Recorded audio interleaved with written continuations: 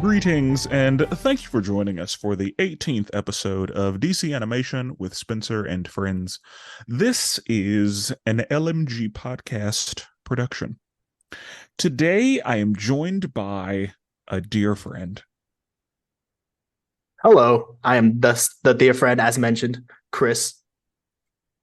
You have heard Chris before if you listened to the main podcast. Chris joined us on an episode where we drafted animated theme songs or animated songs from animation. It was a good episode, and I'd say Chris drafted really well. It was such a good experience that I'm on this aspect of the show now. Yes. Of the production. Excellent. So, quick question for you. Can you tell me a little bit about your DC consumption? Any video games, any comic books, any TV shows, any movies? What DC do you consume or have you consumed? So in terms of DC consumption, I would put myself on the higher end of like the casual side. I wouldn't say I'm like super hardcore where DC was actually the first comic books I ever even bought. This was like right when the New 52 was first rolling out, and there was a comic book shop outside of my high school at the time. And me and my friends would go there, and since the New 52 was just dropping, we were getting these stories as they came out, and it was like right when there was a Batman storyline of the New 52 where Joker like cuts off his face. I think it was like Death of the Family Part 2 or something like that. And we saw that. I bought like the special edition that came with like the mask, well, the skinned face of the Joker, and it came with like 3 of the comic books. And that's kind of where I got into like DC. And then of course when Man of Steel came out, got into like the whole Snyder universe, and I'm super excited for what James Gunn's take is going to be. And for the animated side, I've always known they were fantastic. I've experienced a couple of them as they came out during my younger years, but I haven't fully like engrossed myself in them, but I'm pretty aware of them. Video game wise though, I've played all the Arkham games. They're some of like the favorite just for like the flavor and how immersive they are. And I've dabbled a little bit in the Telltale games. Excellent. Okay, I like it. Well, I appreciate you for joining us on this journey through DC Animation. Today's film is Justice League Flashpoint Paradox, released July 30th, 2013, and the comic book on which it was based is Flashpoint. I'm going to read a synopsis in my own words, and then you and I were just going to talk about it. So, we open with a child Barry learning a life lesson from his mom on the side of the road because their car is broken down. Barry then comes home to see that his house has been broken into and his mother is dead. Adult Barry blames himself for not being fast enough to save her. Flash is then alerted of a crime happening at the Flash Museum, where he comes face to face with several members of his rogues gallery. Turns out Reverse Flash is behind the whole thing, and he attaches a bomb to everyone in the room. Luckily, the Justice League shows up, and they save the day. All of the bombs are dealt with, and no one is hurt. Reverse Flash casually gets into Flash's head, and, Flash has to take a little run before the title card hits. We then find Barry at his desk, at his work desk, asleep when he learns that Captain Boomerang and Cold are fighting. He tries to hit the ring to suit up, but notices that there's no suit in there. And then he trips down the stairs and runs into his mom. He gives his mom a hug and tells her that he is the Flash, but she has no idea what he is talking about. We then see an alternate Batman fighting Yo-Yo, and when she refuses to cooperate, he throws her off a building, but Cyborg catches her. He then tries to get Cyborg tries to get Batman's help with the war that's been happening between Wonder Woman and Aquaman. Batman has accepted that they are just too much and this thing is already over. Barry goes to see Iris and sees that she is married to some other dude, so Barry goes to Wayne Manor looking for Bruce. He finds that Bruce is the one who died, and Thomas Wayne is actually Batman. Steve Trevor is looking for Lois Lane, and he gets murked by Wonder Woman. While being tortured by Batman, Barry explains to Batman that he is from an alternate timeline that Reverse Flash, or that this is an alternate timeline that Reverse Flash created. Slade and Lex Luthor are on a boat trying to locate Aquaman's doomsday device, and they end up getting attacked by Atlanteans. The Atlanteans are simply too much and handle them with relative ease. Over at the Wayne Manor, Barry attempts to recreate the accident that turned him into the Flash because it happens to be storming because it's Gotham. The lightning strikes, but it doesn't work, and Barry gets literally cooked. We then see some flashbacks of how we got to this point. Superman's ship does not land with the Kent family. It lands in Metropolis. Aquaman and Wonder Woman's kingdoms make peace, but Wonder Woman and Aquaman have an affair, causing Queen Mira to challenge her to a duel. Wonder Woman slays her and takes her crown and just wears it as a prize, and so the Atlanteans declare war. Bruce is the one who got shot in the alley, which leads Martha to become the Joker and Thomas to become Batman. Barry wakes up and realizes that the events of this universe are starting to become a part of his memory. He wants to attempt to become the Flash a second time. We see that Captain Atom has been captured by Atlantis, and they are prepared to use him to destroy the Amazons. On the second attempt, Flash does get his powers back. We see Lois running away from the Amazons, and she is eventually caught. Just before being killed, she is saved by a speedster and meets with members of the Resistance. After being all healed up, Flash attempts to get things back the way they were, but he can't generate enough speed to do that. Hal Jordan is given an assignment to fly Abin Sur's ship, and Flash is going to do some research to find Superman, since Reverse Flash is stopping Flash from getting home. They meet with Cyborg to try to get more information and get a lead on Superman. They are able to break in and find Superman, and they say that he is frail and weak because they have kept him in a Red Sun room. They are able to get him outside, and they are met by the military. Shooting starts, and Superman, newly powered, lays waste to the military and flies off. Hal Jordan is sent to blow up the Atlantis operation, but is immediately stopped and killed. And then we reach the final battle between Atlantis and Themyscira.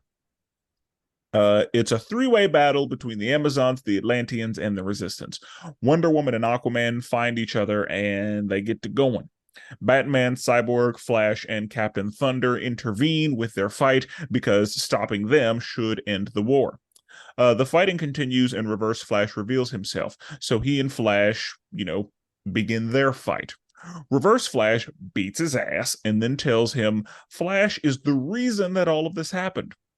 Flash watches as many lives are lost on the battlefield. Wonder Woman defeats Aquaman and kills him, but not before he detonates Captain Atom, which will destroy the Earth.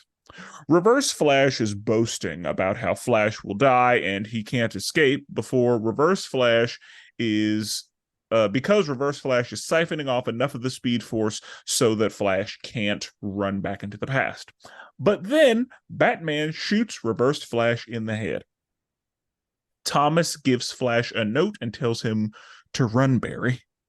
So Flash is able to stop himself from saving his mother's life, which fixes everything. He then explains to Batman what happened and gives him the note that his father wrote for him. And that's the movie. So, Chris, what'd you think of the movie? I thought the movie was fantastic. Definitely, I thought the animation holds up really well. It was a direct to TV movie, so it wouldn't have had any kind of theatrical release or anything like that. And you can kind of tell in certain aspects where the animations is a little bit choppy, but overall it does hold up pretty well. And it's really stylized. I felt that the fact they used the Barry saving his mother as a mystery, as like they don't ever reveal why this alternate history is a thing, and you kind of get little bits and pieces into it. And I thought that was a really neat idea, especially coming from the Flash movie of this year, which takes a lot of plot points from Flashpoint into account. So I really like that aspect. And it's also like it's really cool seeing a lot of these heroes who are well beloved. They're like just like good, very vanilla, like, hey, these are good people, and seeing them like completely flip opposite, where you're seeing Batman is a lot grittier, a lot darker. You're seeing Aquaman, who's more harsh, like very unforgiving. And that's good to see. You even hear Barry talk about how in his timeline, Aquaman wouldn't stand to see any life being get wasted. And in this one, we see him when he initiates the war, wipe out 18 million people off rip. And it's just like, yep, I don't care about the surface walkers. Okay. Okay. You did mention the art style, which is one of the questions I was going to have for you. I really like this art style. I think it's really good. What did you have any feelings about the voice casting? I thought the voice casting was fantastic. I initially watched it back in 2013 as a kid, and I didn't really like knew most of these people. And then when I heard Cyborg for the first time, I literally had my partner. I was just like, is that Creed? And then I looked it up. I was like, wait, Michael B. Jordan's in this movie, which I thought was crazy. And the great Kevin Conroy, rest in peace, always does a fantastic performance. But I thought everyone did really well. And Reverse Flash, I'm forgetting his voice actor's name, but that's an iconic voice that's been used in memes and things of that nature. Okay. Okay. Excellent. Excellent. I agree. I think that this is a pretty good voice cast. Flash is I know the dude who plays Flash from Grey's Anatomy. He is Karev in Grey's Anatomy, one of the characters who made it through quite a few seasons. Like it took him a while to get written off, but yeah, so this movie does a pretty good job of staying with the source material. I read this comic way back in the day. So the main difference that I remember is that instead of getting shot, he gets stabbed. Reverse Flash does by Batman. Other than that, I feel like it's mostly the same. They may have changed some small things, but also, again, I read it a while ago. But it's a really good comic. It's a really good movie.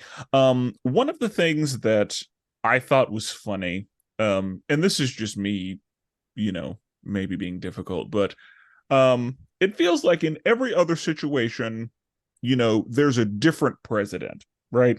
But in in the universe where the world is going to end is when they're like, let's get Barack in there. Yeah, no, for real.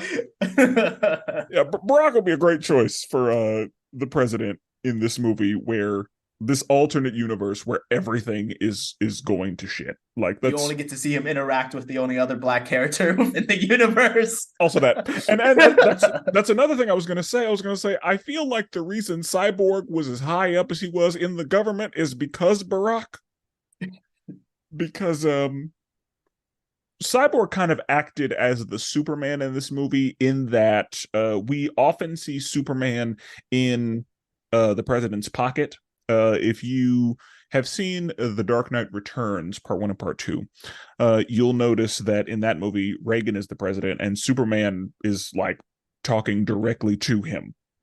And I feel like that same kind of thing was happening. Like Cyborg was acting as Superman in this world, in that he was really trying to gather everybody up and he was trying to actually save the world. He had a lot of hope and he really believed that, there was a way to get this done. And that was very Superman-like of him. He also was pretty against breaking the rules and, looking up stuff that he wasn't supposed to be, and, all of that. So, yeah, it was interesting that Michael B. Jordan, who has been talked about playing a black Superman, was acting as the pseudo Superman in this movie. And I loved how what they did with Cyborg within the storyline, where Cyborg is just so good, like such a good person, and he's in a world where heroes aren't as significant or isn't as present. You have Cyborg, who is doing essentially the load of the entire Justice League by himself. You see a flashback, of Barry, where his memories are conforming to the current timeline, and he sees those moments where him as a Justice League fighting foes get altered, where it's only Cyborg. Cyborg is by himself, essentially defending the world, and that's awesome. In the Starro situation, because he was like, he was living through the flashbacks, and whenever they were fighting Starro, it went from everybody fighting Starro to just Cyborg fighting Starro, and I was like, that's impressive. Cyborg's fighting these global level threats by himself. I will say they did remind us that Cyborg is black, because whenever they got outside with Superman, they were like, hey, freeze. And Cyborg, like, with his hands up, was like, hey, guys, everything is fine. They shot him in his head. It's like, God damn it. Doesn't matter what universe we're in. They still... Now, I can't necessarily say unarmed, because Cyborg could have lit everybody up. But he was non-threatening. And, they shot him in the head anyway. But, whatever. That's cool. Hey, at least when Superman saw Cyborg, like that's how you know racism is taught, because when Superman saw Cyborg, he was like, friend. Exactly. There wasn't no, oh. Exactly. That is correct. But we know that. So, cool. Okay. Another thing that I did notice in this movie, and this is kind of just a trope that I've been noticing kind of in general, so I'm not blaming this movie for this at all, but one of the things that I've noticed, and I don't know if this is just superhero movies or if this is kind of in general, but I have noticed that whenever it comes to parents grieving and responding to trauma when it comes to their kids and their kids being lost specifically, it feels like fathers are always portrayed as heroes and mothers are always portrayed as like crazy. And to give you a couple of examples, I don't know if you've seen Umbrella Academy, but in the third season, I believe, of Umbrella Academy, one of the superheroes in that movie loses her daughter and just completely character flips into a wild version of herself. Another more recent version of this that we've seen is in Doctor Strange 2. In Doctor Strange 2, we see Wanda, who is a mother who has lost her kids, and we see her become a completely different version of herself in the name of motherhood. But usually, whenever we see fathers in that same situation, they are portrayed in a positive light, whereas women are often portrayed as villains for feeling something for losing their kids. And we see that here because we see that Thomas Wayne, while he's, a little grittier about it, becomes the hero of the night in Gotham. And we see that Martha becomes the Joker of this world. Heroes and asterisks, because he definitely teeters the line of hero. And did you hear that one line where he was like, "There's going to be a lot of looters in Gotham," and he's like almost like snarky, like, "I'm about to go beat up someone trying to." He's basically like, "There's about to be looting and crime. Don't want to miss that." Yeah, this Batman would definitely be the poster child for excessive force. This Batman, he was here. Yeah, he absolutely lives by the wish creed, and that's the thing. Like, whenever he captured Yo-Yo and she was like, "It's on the tip of my tongue," he was like, "Let me get that off for you." Like, he was ready to let her die. If Cyborg hadn't showed up, she'd be dead. And then he's over here, like chastising Cyborg, like, "You should have just let her fall." Yeah, you should have just let her fall. Like, what are you doing? She didn't give me what I needed, so you should have. Like, it was. I like Thomas Wayne's Batman. He does not play around. But anyway, so what you mentioned earlier with the whole, it's kind of a mystery how we got here. One of the things I always wondered is how Barry doesn't remember doing it. Like, he remembers everything else, but he doesn't remember running into the past, saving his mom, and then living that life. Or like, what did Barry, like, after he saved his mom, what did you do? Did he run back into that period of time? Like, that's what I assume happened, is he saved his mom and then went back to what was his present, and that's how we got where we were. But it's interesting that he doesn't remember doing it. I think it's definitely has a lot to do with like plot convenience, where if he knew right away, he would have been able to like solve it like just immediately. Like, all right, I need to somehow get back, harness the Speed Force, and I can redo everything. Yeah, But and I guess it's so that like, we are under the impression that because he thought Reverse Flash is yeah, the one who did it, which makes sense. Like, this is some shit Reverse Flash would do, and yet Reverse Flash is like, no, I didn't even do this. It was you. You did it. maybe that's even more Reverse Flash like that. He's like Snicker. He's like, I didn't do none of this. This is all you, buddy. I'm here for the Yeah, show. yeah. Reverse Flash, he was like reveling in it. He was like, I didn't even have to do anything. Like, you ruined your whole shit by yourself. And Reverse Flash was probably thinking, like, Barry, once you die, I'll just go back. And even if I don't go back, I am happy to die knowing that your life is fucked up. And Like, I like the fact that they did hint in the beginning that Reverse Flash was the one that implanted this idea to Barry's head after he defeats him and his and co defeat the Rogues Gallery. This is previously he was talking to Iris about how if only I ran fast enough, and then Reverse Flash kind of implants the idea when he's like, maybe if you were fast enough, you could have saved someone that really actually mattered. yeah, like Reverse Flash. Oh, yeah. Reverse Flash is just one of the worst kinds of villains, in that he has the exact same powers as Barry, but he is merciless, and so he kind of has more access to stuff because he's willing to go places Barry will not. And he's so And smart. yeah, he's from the future. He's a genius, and he's psychological.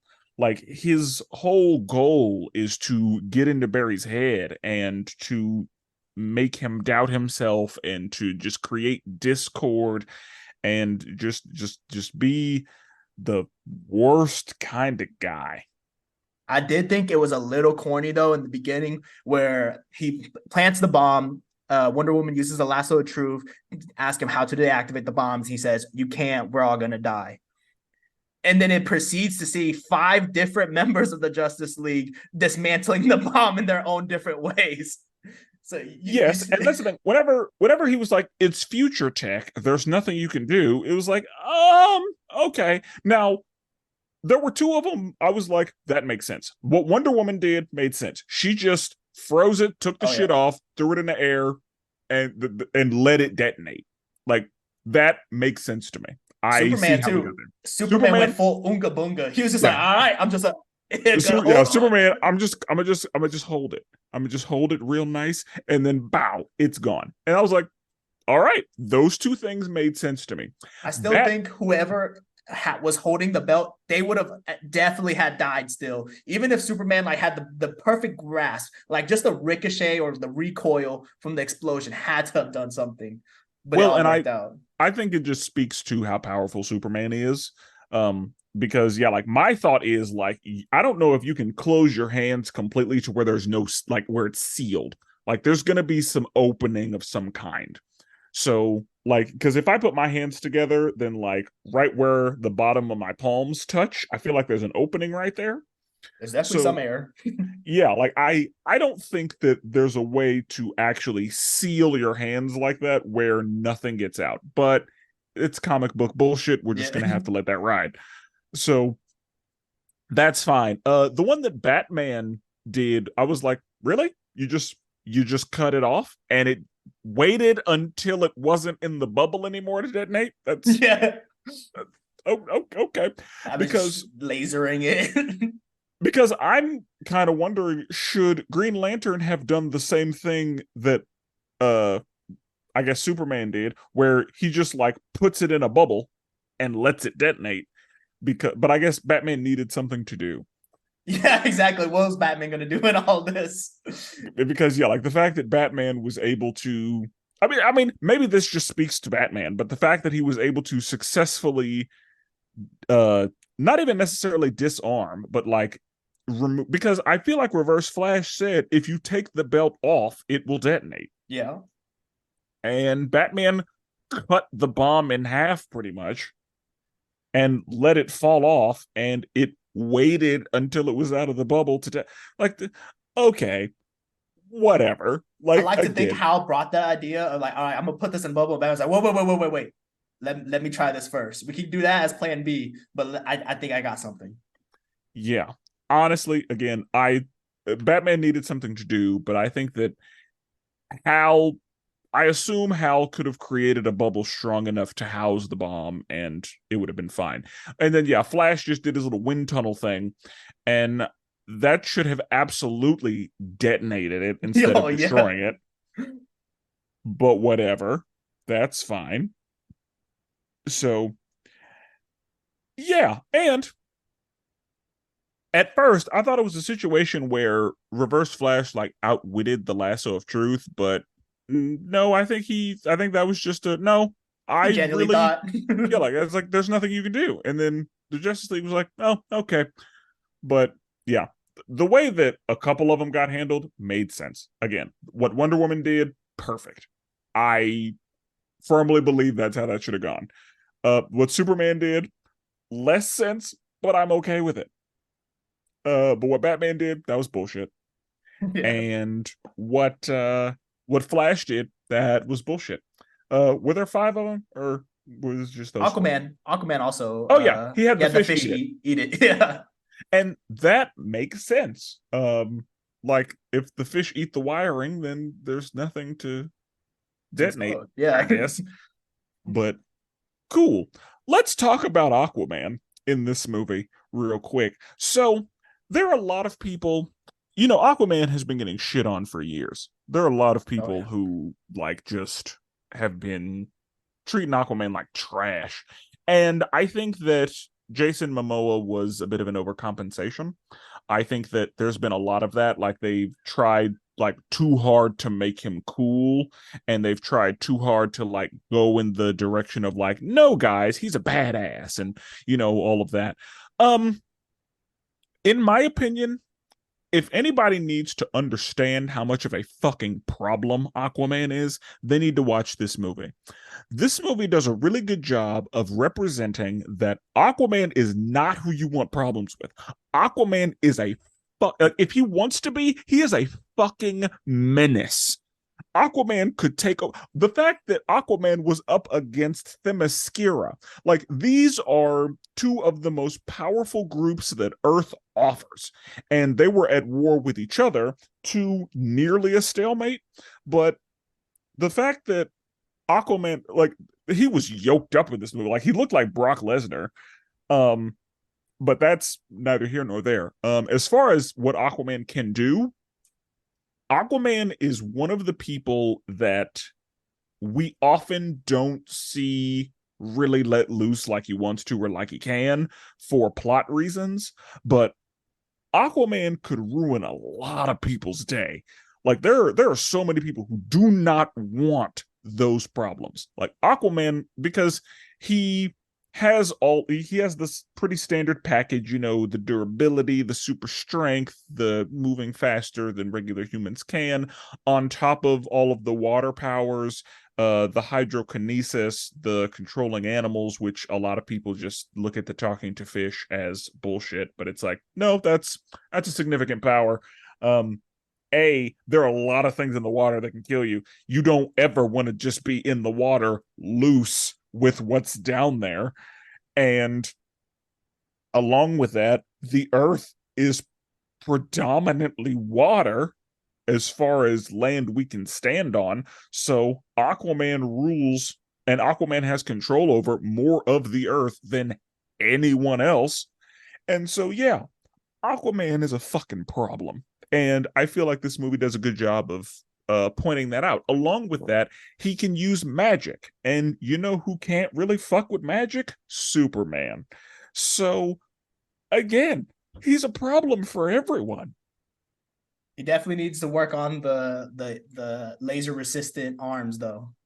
Yeah, That that was a bit of an issue. Um, that not, that would that but nobody's gonna like those laser beams are serious. Like that the you, arm went away like butter. yep, and that's what those lasers are gonna do. And that like a Superman who isn't controlling himself, like just full tilt laser beam. Oh yeah, those laser beams are just gonna because whenever he did it with the military guys, they just disappeared. Yeah, evaporated. Yeah, like they got just vaporized. So it cutting off Aquaman's arm, I'm like, that's fine. I see how we got here. Like those lasers are not a game, and this is a Superman who's not pulling it back.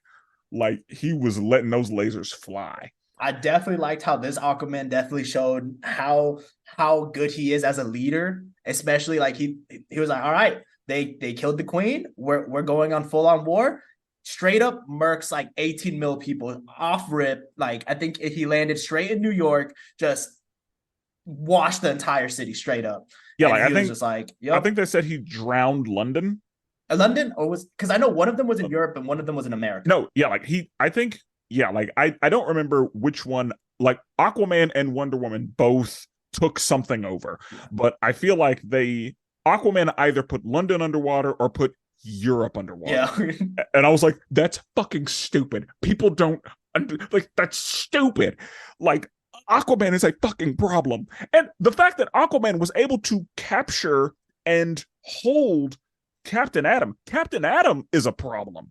And he repurposed Captain Atom as an entire ass contingency plan. Yeah, like, he was using Captain Atom as a battery and was like, if shit goes south, I am ready to detonate him. And that's just what it's gonna be. And that's the thing, like capturing Captain Atom is no easy task. Like he's one of those like very up there as far as power people. If only he could keep it in his pants, and then this whole war never would have even started. Well, yeah, that's true. Because yeah, like they made a treaty, everything was peaceful, everything was fine, and then they looked at each other and they was like, you kind of cute, and they was in there fucking, and Queen Mira, I think, made the wrong decision by coming at Wonder Woman. I think that she absolutely should have talked to Arthur about that instead of talking to Wonder Woman about it. But everybody was trifling, at least a little bit. I'm not trying to remove blame or anything, but yeah, I think that had Mira said, "Hey, Arthur, you shouldn't have cheated," then this might be a little different. But I think that this could be, we're talking about two societies that live, generally speaking, in a very old way. And, in the old way, men just could kind of do that. And so maybe that's why she came after Wonder Woman. But it was a terrible decision for a lot of reasons. And oftentimes too, when they show like someone cheating, and I think it probably happens in real life too, where if a partner cheats, the person who got cheated on always attacks not the partner that cheated, but the person they cheated with. Yes, because and that often happens. And it shouldn't happen that way, but often it does. Because, again, everybody's trifling. And yeah. But yeah, Mira made a mistake coming at Wonder Woman while she was sharpening her sword, mind you. Oh yeah, she was ready. That sword was sharp for sure. Yeah. Diana was in the middle of preparing for her. And Mira had like one fountain worth of water to work with. And Mira really thought she was about to do something. And she fucked around and found out. She fucked around and found out. And again, I'm not saying that Mira is, in the wrong necessarily, but Arthur's who she should have talked to. The problem is talking to Arthur probably wouldn't have got her anywhere, because that was an Aquaman that was probably like, I'm the king, you need to shut the fuck up. He's like, and yeah, like that. He's that's probably how that she may have gone to talk to him. She may have been like, yeah, that's what happened. And And so Mira was like, oh, well, then I'll just get rid of her because she's the problem. Speaking of But fuck around and found out, Captain Thunder, aka just Billy Batson, definitely found out. the Thunder Kids, Yeah, yeah, that was bad for them. yeah. I think that in Assumingly, she went full Anakin on them. yeah, I think that in the comic book, it may not have been Wonder Woman who actually did it. It may have just been a random Amazon.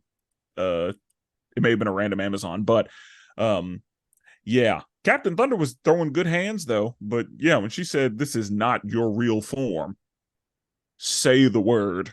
And then yeah, she straight up did child murder. And that's the thing. Wonder Woman don't play around. One thing in general, we know that a lot of the people that are like of Earth, like the US, but like Batman, Superman, they have a very strong ethical code against killing. The Amazons and the Atlanteans, generally speaking, in a lot of different media, do not. Killing people's not an issue in Themyscira or Atlantis. There's a problem. There's a solution. They have no qualms with ending lives. To the point where we have seen Superman lecturing Wonder Woman on more than one occasion. And Wonder Woman's like, nah, fuck that. I'm doing what I think is right. And that's what it's going to be. So it doesn't surprise me that these two places came to blows. But yeah, as is normally the case, you know, somebody was fucking somebody else and it led to a war. And there are a lot of people that would say, you know, it's Aquaman's fault because him cheating on his wife is how we got here. And that's true. He cheated on his wife. She fucked around and found out. And he was like, no, my bride. Now I gotta fight you. Because Also, you killed my lady. seeing animated Chris Pine get taken out like that by Wonder Woman, where she has the lasso of truth, and she's like, "Oh, we have better solutions," and he's just bringing him up. I was like, "Oh, we're doing that." Yeah, and that was one of the things that she said that like spoke to me. She was like, "I am the queen, and nothing is beneath me." To me, that's leadership. I'll get my hand dirty. Yeah, whenever you say like, no, I'm in there too. Like, just because I am the leader does not mean that I am not about to be involved. Like, I am about direct action. So, And yeah, like that was it shouldn't have been, but that was a powerful moment to me when Wonder Woman is like, no, I'll do it. that's some Eddard Stark. Some Game of Thrones when season 1 where he's like, well, if you put the sentence, you're the executioner. Yeah. So yeah, Wonder Woman, and Steve Trevor didn't necessarily deserve that. And you know, he probably, you know, this Wonder Woman was also pretty vain in that he was like, and Lois is one of the most beautiful women I've ever met. And Wonder Woman was like, yeah, until now. Oh, that sounds pretty misogynistic, don't you think?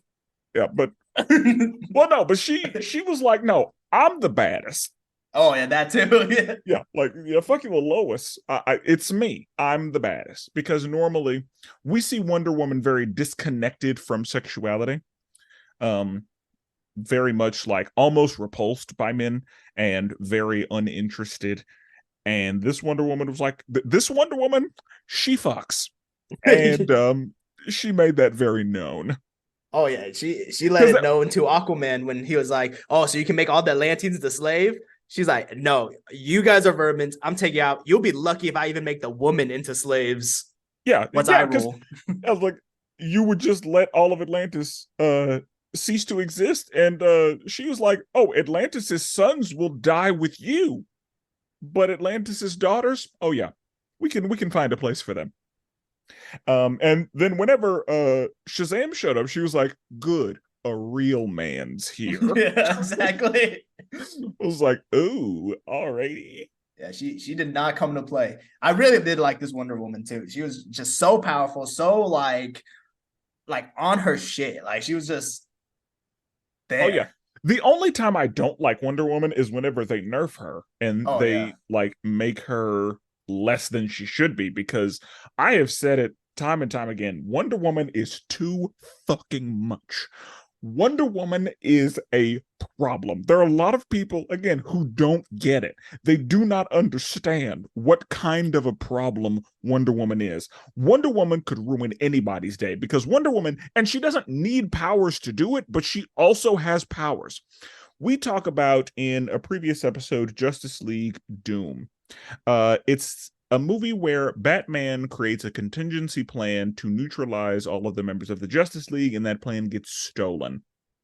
The only thing he's able to come up with for Wonder Woman is I have to tire her out. Like that's it. That's the only. There's no weakness. There's no actual way to deal with her. I have to make her say that she's had enough. That's the only thing I can do. Like, she's too fucking much. And yeah, like he had to poison her and make her hallucinate so that she would keep fighting until she collapses. And it's Wonder Woman, so we'll see if that even happens. And in the comic book, she was hallucinating, fighting somebody that was her equal in every way. And so yeah, again, like the only way to deal with her is to just exhaust her to the point where she can't go anymore. And because she's a superhero, that's going to be hard to do. And she's like the closest thing to like a demigod on Earth. Yeah, that's the thing. Like she's too much, and that's she has no actual weaknesses, and she's also very skilled. Like without powers, she's probably one of the fiercest hand-to-hand combatants on Earth in that world, and that's stupid. Like Superman is of course very, very powerful, and Superman is physically stronger than her, but like in a fight, Superman don't want those problems. No, Superman doing like these most telegraphed haymakers every punch. Yeah, like Superman's gonna have to put her down quick because she's also, fast enough to react to bullets, and like Wonder Woman's a fucking problem. And the fact that they put that up against Aquaman, again, should let people know how much of a problem both of these people are. Like, these two ended the world because they were fighting with each other. Like, yeah, they called this the World War III, but it really was, can the humans even survive this conflict? Yeah, the humans didn't, like, there was nothing people could do. Like, people couldn't stop them.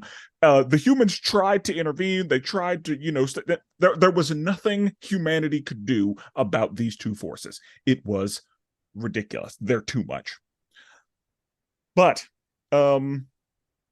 yeah, so while this movie is called Flashpoint Paradox because Flash is the reason we got here, like there are a lot of people this movie is actually about, and there's a lot of stuff that's happening. So back to some of the other things in the movie. One of the things that is not mentioned in this movie is Flash's father. So we know that in most versions of The Flash, his father is accused of killing his mother, and his father spends like his entire life in jail because of it.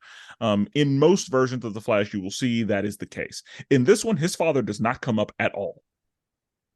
Like it looks like he's being raised by a single mother, and then when his mom dies, like that's just we see him grown. And he's just lamenting about not being able to save her.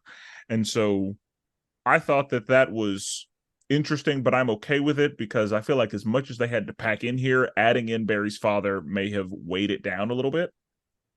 I do think with this movie in particular, they lose out a lot on the emotional factor that you see in a lot of movies by leaving out a lot of like when Flash first sees Iris living a life, has a whole ass kid, whole ass new husband, he kind of just goes, oh, there she has another life. And you don't really get to see him grieve at all throughout the entirety. Hal, he hears that Hal gets killed on the bombing mission. He's just like, oh geez, Hal, and that's it.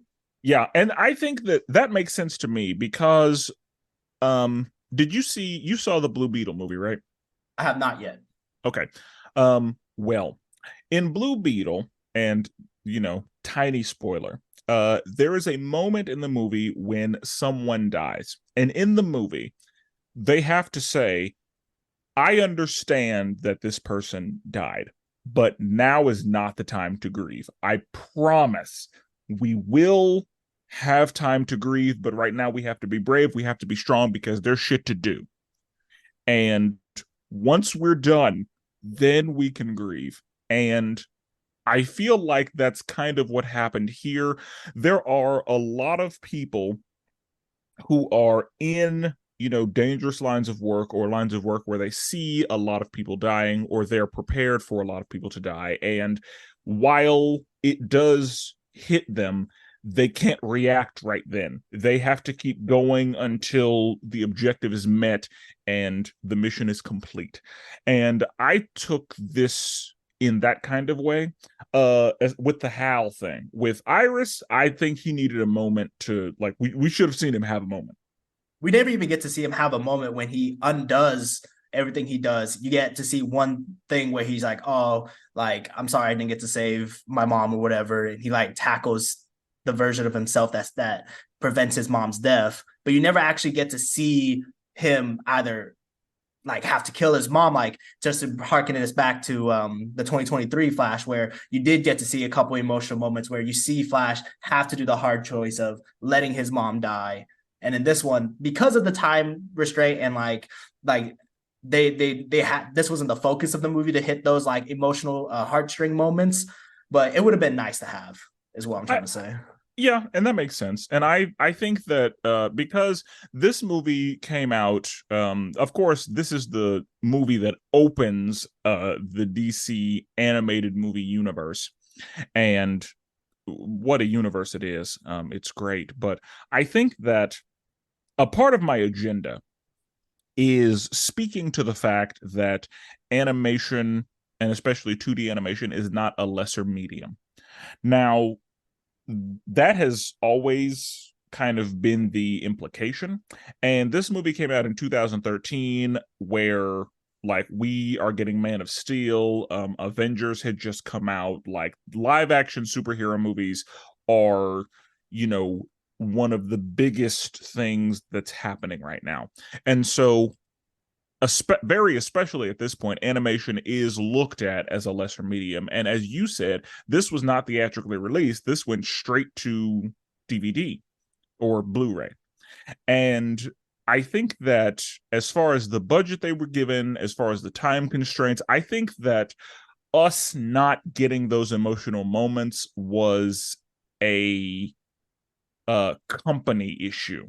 And that was a decision that they made kind of at the Warner Brothers up high level, rather than the movie just lacking that. Because in the comic book, I'm pretty sure we do see Flash actually have a conversation with his mother. And in the live action movie, that is one thing we get. Like Flash actually gets to speak to her, and she, gives him a hug and lets him know that it's going to be okay, and all of that. And so that is one thing that I agree this movie does miss, but I think that's a studio decision more than anything else. I will have to say that they did do a really good job at still including emotional moments, but it requires the viewer to kind of like process and think about it more.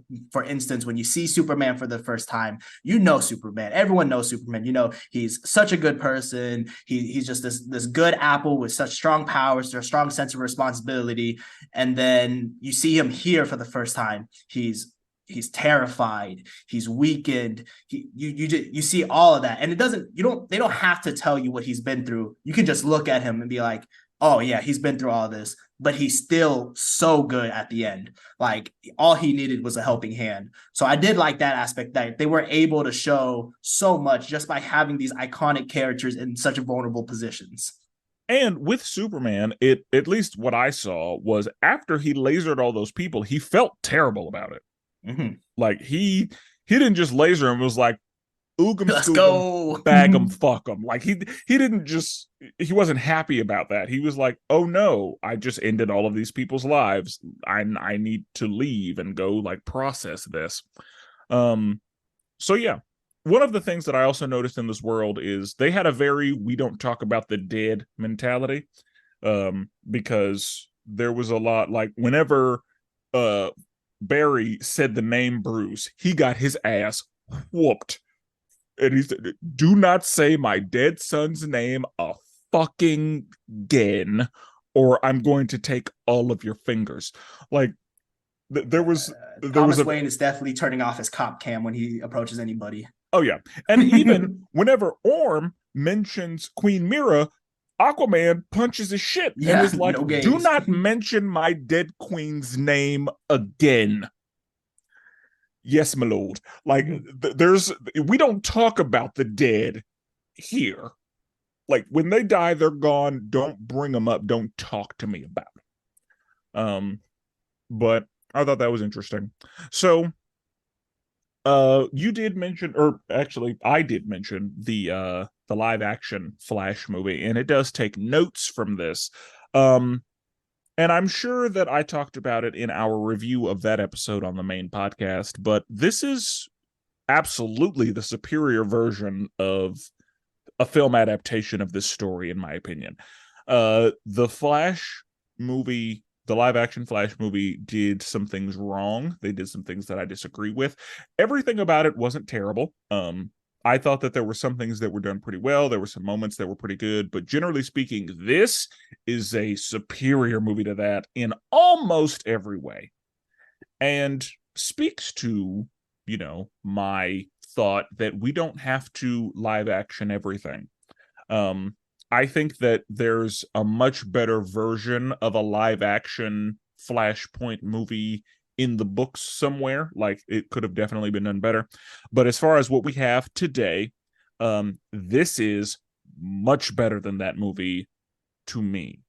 And especially with what this movie was able to do back in 2013, where they do show us a multiverse type of scenery. And nowadays, where the multiverse is just so rampant right now, and it doesn't even, you see these characters in these different forms and different spaces, but it's almost just like look, it's an Easter egg. Look at this, look at them. While what Flashpoint was able to do so well is that in this multiverse, like, these are full characters that have lived full lives. They're not like how in the Flash 2023 you get to see all these instances of like different timelines, and it's literally just like, hey, look, we put it on here to make people happy. There's no relevance to that.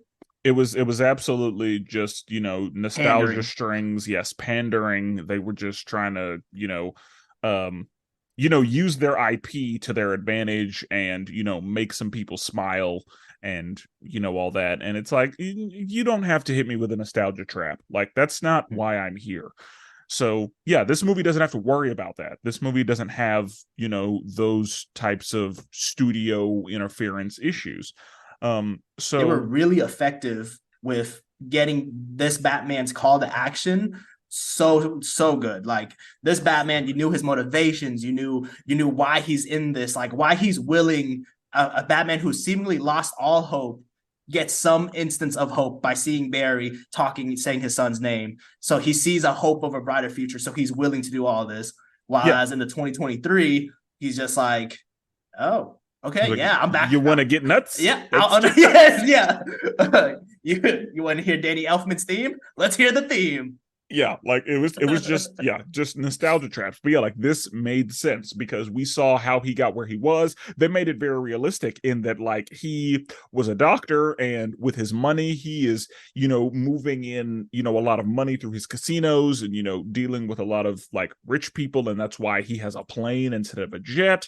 And the fact that he opens a casino as like his main source of revenue, an area where people seemingly like no offense to anyone, any listener who goes to casinos or anything, but that's an area where hope is gone and everyone is just zombies, spinning the machine, drinking. There is not much there. Yeah, for some people. Yeah, for some people. But yeah, there are a lot of people who are, shoveling a lot of money into that. And it's a lot of money that he can just funnel wherever he wants. Because, with casinos, that's a lot of cash business. And so you can, cook the books a little bit. You could say, stuff's going here, stuff's going there.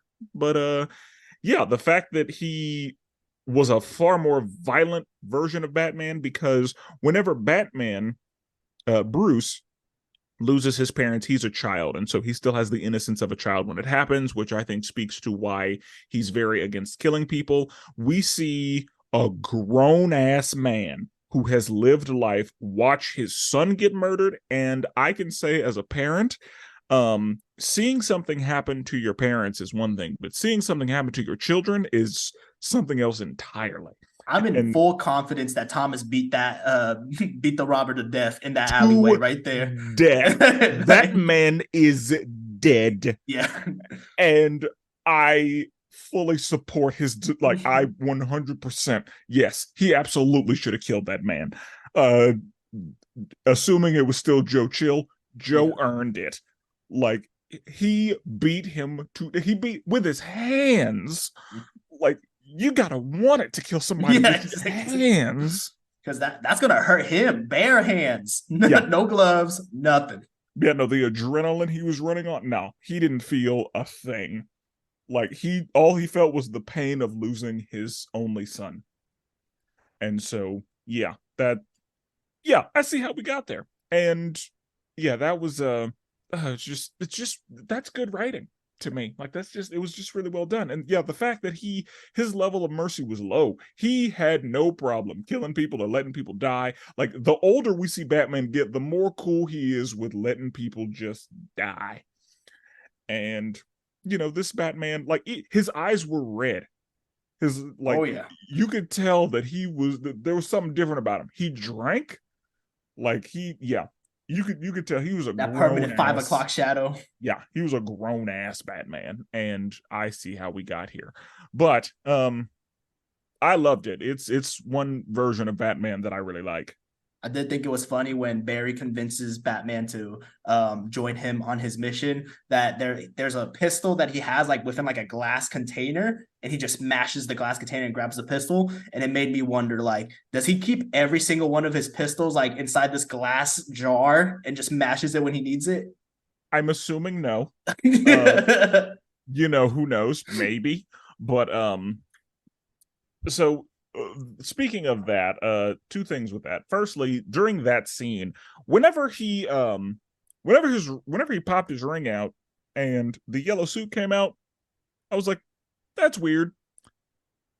But then, how did he make it not, like, how did he turn it into his suit?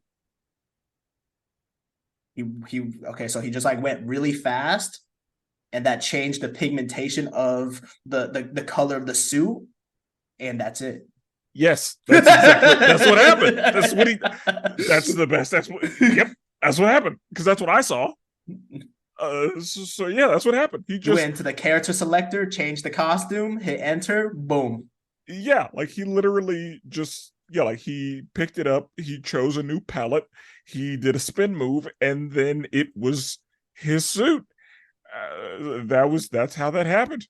I like how you did see Batman like knew immediately, because he's so like, this Batman is tenured. He knows how like these villains think, and the moment he sees the suit and Mary's like, that's not my suit, he pieces it together. Like, that's a message. He's taunting you. Yeah, he immediately was like, oh yeah, he wants you to know that he's responsible for this. And we see that because, whenever Lois got saved by the speedster, it was like, why would he allow himself to be seen? Batman, I love watching Batman do shit.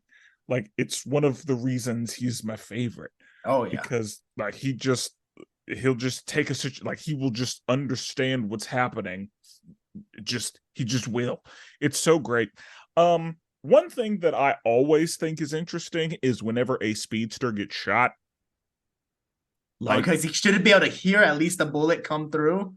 Yeah, and I guess that this is an example of when you're monologuing, you are distracted. He's tunnel vision, man. Because there's no way that he should have been able to shoot Eobard in the head. Like, there's no way he should have been able to do that. Because he should have been able to hear the gunshot, like, he should have been able to react faster than the gun with what we know about flash powers. Because even if, there's a certain amount of speed force being siphoned off, he can still react to gunfire. So yeah, that was I mean, it needed to happen, and I'm glad it happened. He deserved it. Yeah. But like, it's always funny to me when a speedster gets shot, because it's like their whole thing is not being able to be shot. Like that's their whole thing. It's just Batman. That's just honestly, that just shows how strong of a superhero Batman is. He's able to shoot a speedster. You know what? It was prep time. He had prep time. Yeah, prep time. No, 100%. Yeah, he had prep time. If Batman was able to, this dude was just shot and he was able to sneak away from the Flash when he was in the restaurant, and the Flash like, where the hell did this guy go? And he somehow avoided detection from both Barry and Eobard. Yeah, and that's the thing. Like they were running at super speed, so they got up there. Batman had to be like, "Oh, that's where they are." He had to crawl his ass up there, and then they weren't up there for very long. Like, Batman looked up, like, "Where's a good place where this guy would monologue?" Probably up there. Yeah, yeah, prep time. Yeah, Batman planned for them to be up there the whole time, so he just, crawled his ass up there, hid behind a rock, and then waited for his moment, and then bow. And it so runs in the family. I'm glad that's where Bruce gets it from. Yeah, and then he also had time to write his son a note. Oh yeah. Put it in an envelope, seal it, hand it to the Flash, and then it's kind of fucked up that he didn't mention Martha at all within the note. It just said, "Dear your father, Thomas." Like, come on. Well, and she's still around. That's because she's the Joker, and she's not okay. And Batman don't need to know that. Yeah, Bruce does not need to know that his mother became his arch. Nope, I would have left that out too. You don't need to know that.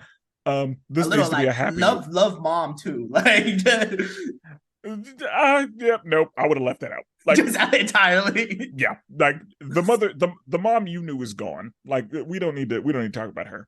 So yeah, let's just leave that be. But, all right. So, Chris, on a scale of 1 to 10,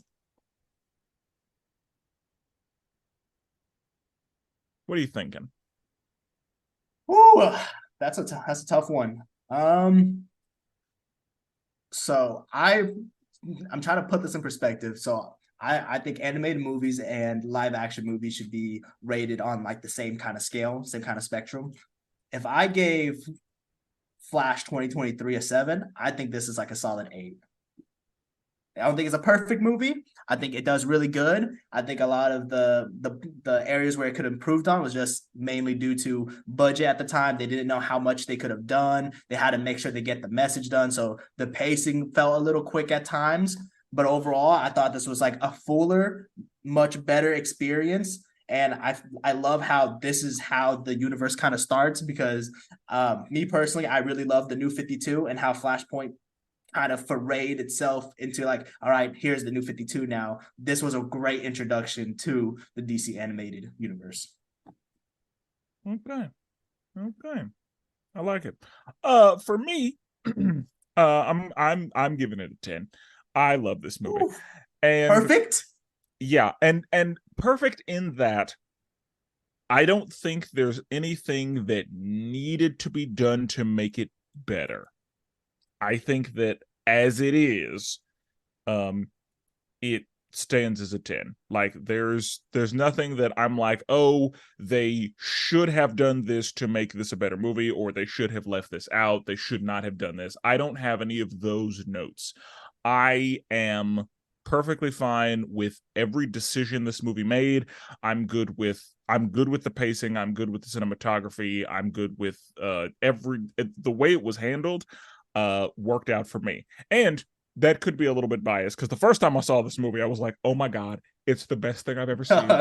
I don't even like, I was just like,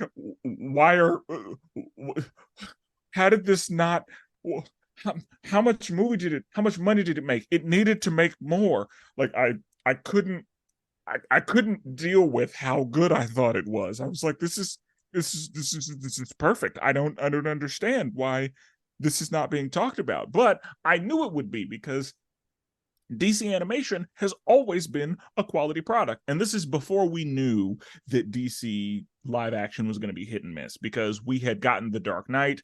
I loved Man of Steel. I know a lot of people didn't, but I love Man of Steel. And so I was like, oh, DC is putting out hitters right now, and then they weren't. There's also Injustice came out the same year as well, and they introduced a bunch of like Flashpoint skins into the Injustice video game, and it was a good year to be a DC fan. Yeah. It was a good this was a time, because I watched these like right when they come out, because they were straight on DVD, and I was like, I'm not buying that, so I'd go to some illegal website and watch it and risk getting viruses, but it was worth it. So did you know there's a post-credit scene also for this one? I did. Actually, did I?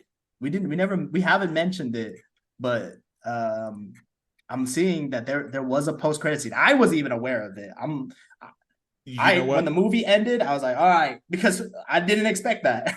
I knew that there was one, but because I watched this movie and I watched another movie, and I watched the post-credit scene for the next one, but I don't know if I watched the post-credit scene for this one. But this one just showed a bunch of parademons heading to Earth. Oh, you're right. I did see that.